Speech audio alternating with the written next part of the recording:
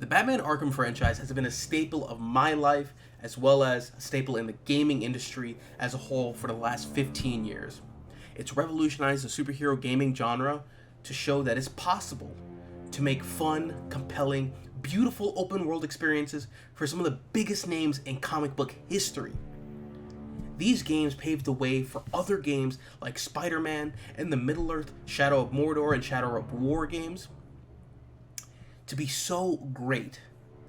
This was all carried out on the backs of brilliant writers, talented game developers, and exceptional voice actors, especially the late Kevin Conroy. So when I and so many other fans heard that there was going to be a new installment within the Arkham franchise, like 8 years after the last one came out, we were all super stoked. But then there was some red flags that emerged, like the reveal that it wasn't a superhero game. It was actually a supervillain game. It was a Suicide Squad game. And not just a squad of Batman's villains, but their task was to kill the Justice League, as stated in the title. I know I was worried because Arkham Knight was pretty decisive in its finale, stating that to the public, Batman and Bruce Wayne are dead. Maybe. Before even the Justice League formed.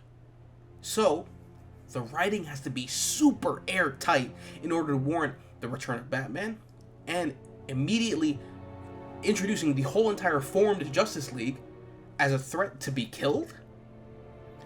The trailers came out, and they looked awesome. The music was awesome. The set pieces were cool. It looked like it was going to be a blast to game through this whole entire broken metropolis.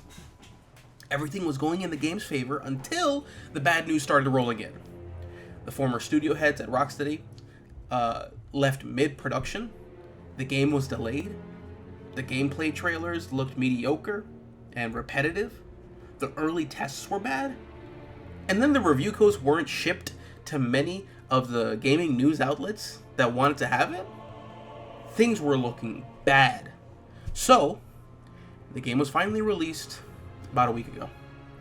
And we all saw the story and the game for the pile of hot, steamy garbage it turned out to be. It was so bad, it took an absolute monster of a crap on the entire Arkham franchise. Look, I'm a pretty snobby guy who wants to see his ideas shoved into people's faces. And even I brag to my friends that if I was a writer in one of these video game studios, I would be making the company bank with how epic my games would be. But, frankly, that could be a whole load of crap. I'm self-aware enough to know that I'm just an amateur. I'm a very passionate amateur, but an amateur nonetheless. I never wrote professionally in my life. Yet, that won't stop me from trying and showing you this. Here is my script outline that in my eyes would have made the Suicide Squad Kill the Justice League not only a great story, but one that could springboard DC games to make more continuing games with our most treasured heroes and villains alike to rival the likes of Marvel and others trying to enter this genre of gaming. Fair warning, this outline won't cover gameplay changes or the majority of mission, objectives and a majority of dialogue, except for very important lines that I want to see conveyed. This will only be the overarching story that plays out as you progress. Fair enough? Alright, here we go. The game starts with a message broadcast that's being transmitted throughout the whole world. It is translated into every single language, and it is emitted from TV screens, phones, radios, and any other device with audio or video capabilities. The camera jumps around from random civilians to the military, and lastly, to the Justice League. Greetings. Your planet has been selected for my most ambitious and most sacred project yet. You do not know me, but I know you, and I know what is best for you. I am Brainiac, the only perfected higher cognitive superorganism in the known universe. Do not be afraid. Surrender, and your transformation won't take long. You will be reconciled into the magnificence of my collection. Earth will be the nexus of my new front to perfecting and preserving knowledge throughout the cosmos. It will be my new home of Kolu. Those who you call heroes on your planet cannot stop me. Any resistance will be met with unyielding punishment. So I implore you, before doing anything off impulse, to think, do you really believe you can stop me? The message finishes with the camera lingering on a shadowy figure in the dark, hearing the broadcast. This sets the stage for the villain, Brainiac. We know his motivation for his invasion of Earth and get a taste of his power. We fast forward a few weeks to the gathering of the Suicide Squad we will play as. It is composed of King Shark, Harley Quinn, Captain Boomerang, and Deathstroke. Yes, I changed Deadshot into Deathstroke for multiple reasons. 1. Deadshot is already established in the universe and is relatively unimportant, so there is no reason to purposely bring him back to make him a completely different person, because Will Smith played him in a movie and he is popular. 2. This also subtly ties into Deathstroke's past, as seen in the Arkham Origins post-credit scene, where Waller recruits him before. 3. Deathstroke can do anything Deadshot can do, and more with his staff, swords, intellect, and combat capabilities similar to Batman. So, Amanda Waller has gathered the squad, calling them Task Force X. She implants them with microbombs and sedates the squad to send them into Metropolis by automated train. Task Force X is equipped with some standard weapons. Harley has an SMG and her signature bat. Captain Boomerang has his boomerangs. King Shark has an assault rifle. Deathstroke has his extendable bow staff and marksman rifle. They have a recording that says they must re-establish communications with Waller by getting to the surface. The squad breaks out of the subway and into the Hall of Justice Museum, where we hear the newly revised story of the Justice League within the Arkham universe. The player learns that the League was formed after the alleged passing of the most prominent hero in the world, Batman. While only being a mere man, he stopped so many threats countless times alone, for longer than any hero that came after him. In the end, he sacrificed it all: his identity, his family and friends, his life for a better home, a better Gotham. So that is why the League was formed. The heroes that once operated separated and disorderly in their own corners of the world now coalesce into one team, the Justice League. The members of the League are the Flash, Green Lantern, Aquaman, who replaces Batman's spot, Wonder Woman, and Superman. There is also a part of the museum that serves as a memorial of the Batman. This also explains how after Arkham Knight, the Bat family was alive and active. Nightwing, and now the new persona of Tim Drake, Red Robin, stop crime. The squad learns more about each member of the League and sees the technology they collected. The team each steals a piece of tech that will be crucial to their gameplay. Harley Quinn gets Batman's grapnel gun and Bat Glider. Captain Boomerang gets a Speed Force gauntlet. Deathstroke gets Firefly's jetpack and 2 swords from both Ra's and Talia al Ghul. King Shark gets Ocean Master's trident. Then they make it to the top of the Hall of Justice, opening the doors to see the entirety of Metropolis overrun with Brainiac's ship and tendrils. They freak out, and Captain Boomerang calls for Waller on his earpiece. She congratulates the team for being the first team to make it into Metropolis alive. Deathstroke figures out the Waller's plan for them fairly easily. Congratulations, Task Force X. You are the first assets to make it to Metropolis alive. Alive? So we aren't the first. Let me guess, X means 10. You sent 9 other lesser squads to their slaughter. You are a quick study, Slade. Yes, you and King Shark are Argus's most valuable assets. The other 2 not so much. But they were the most chaotic, so I saw it best they were led by someone of your expertise. I'm not going to be your babysitter. Surely not for a couple of deranged amateurs. Doesn't matter what you want. You kill them, I just detonate that bomb in your head. Now get a move on. We're sending you a sonic transponder. It will scan the nearby area, highlighting any anomalies or points of interest. The squad goes to the nearby transponder. Once they activate it, a swarm of Brainiac drones arrive.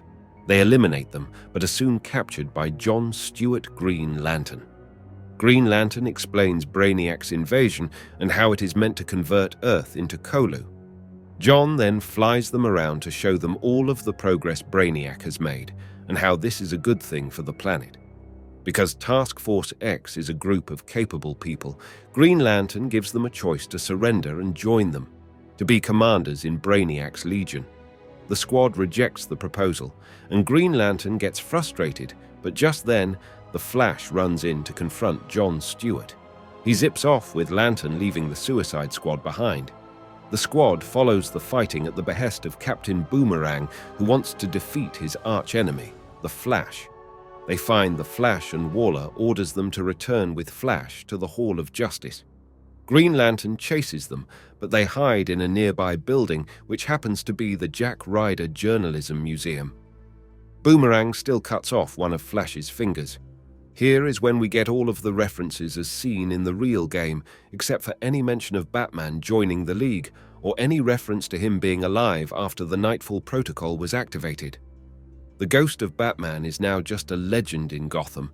There is no evidence of his existence, except for eyewitness accounts from very few people who are mostly criminals.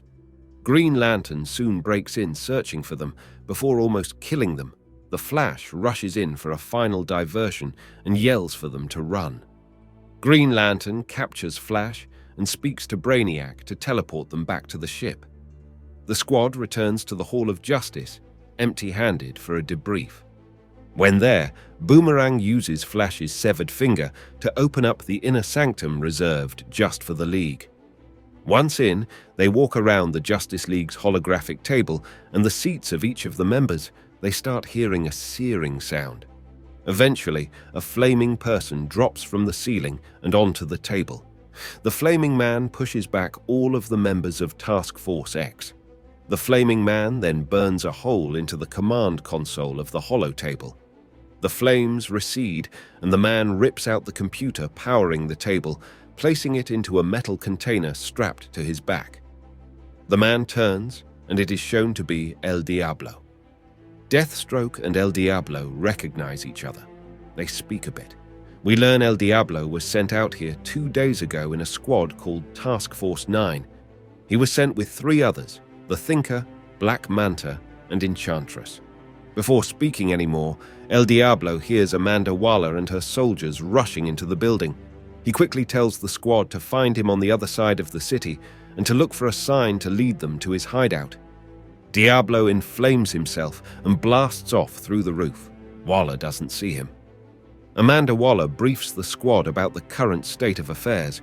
All members of the League were compromised except for Flash, and now that he is gone, there was no peaceful way of possibly solving this crisis with the help of heroes. Task Force X's mission now is to officially kill the Justice League. They speak with Hack, and the squad suits up in their iconic outfits. Upon leaving the Hall of Justice, the 4 of them formulate a plan in secret to remove the LexCorp skull bombs by infiltrating the LexCorp building for anything they can use. But they need more firepower before tackling the rest of the city, so they talk to Waller, who points them to Penguin. They get some better weapons and force Penguin to work with Waller, sending him off with Rick Flag.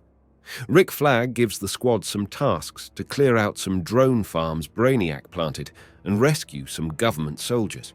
They return with the soldiers back to base camp, where they meet another criminal Waller recruited, Gizmo. He shows them the experimental cars he makes for them. After miscellaneous side quests, Task Force X goes across town to the secret hideout that El Diablo talked about. The hideout is in an advanced funeral home experimental cryo facility for the preservation of loved ones or for people who want to be frozen to be immortal in the future. This was made in honor of the late Nora Freeze, who died after Arkham Knight. The squad gets granted access and meets with Task Force 9. El Diablo welcomes them in, introducing them to his team. Black Manta is the resident pirate. He is the pseudo-leader of the group, trying to keep them together. He mostly handles plans for any stealing or battle tactics the team needs. Enchantress usually keeps to herself in a dark corner. She has an anti-magic cuff on her arm that she cannot remove. She keeps busy with an ancient book of black magic she reads.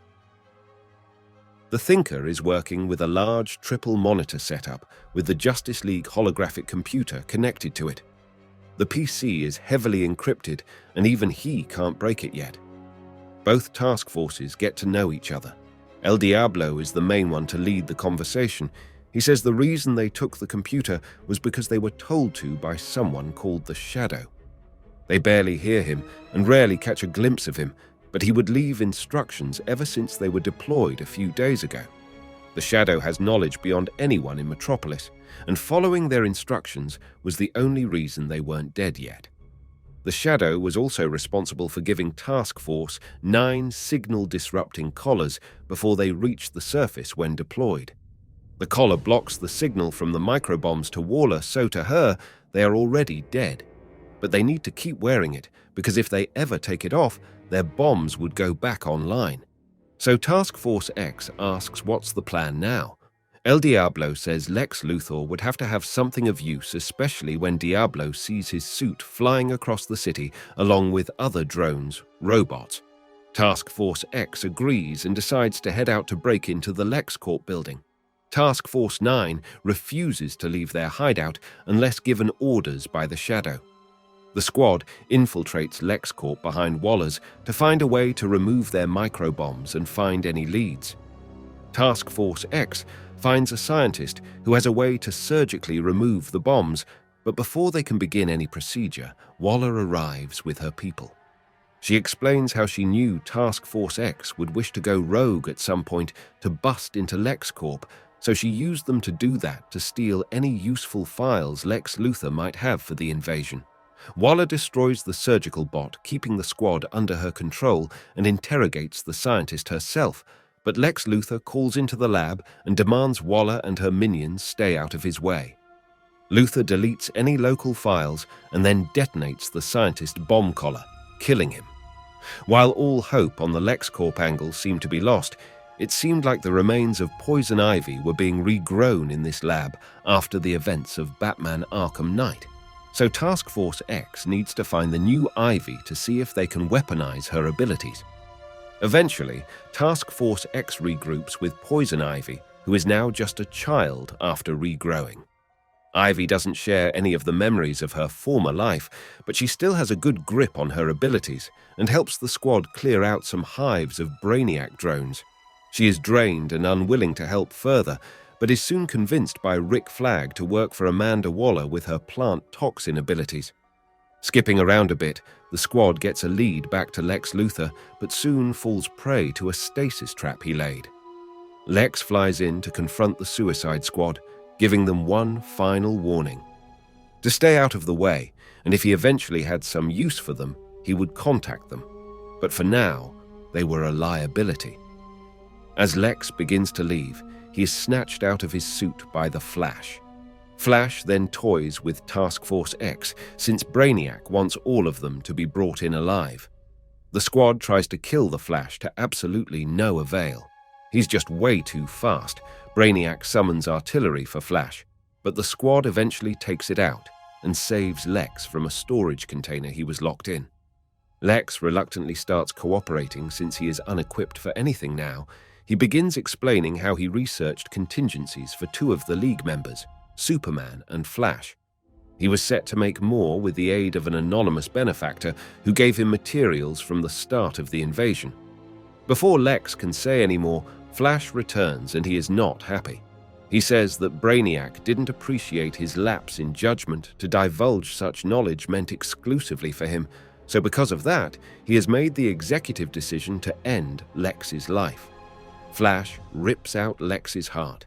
As Lex collapses, he activates a small shockwave device that neutralizes the Flash for a few moments.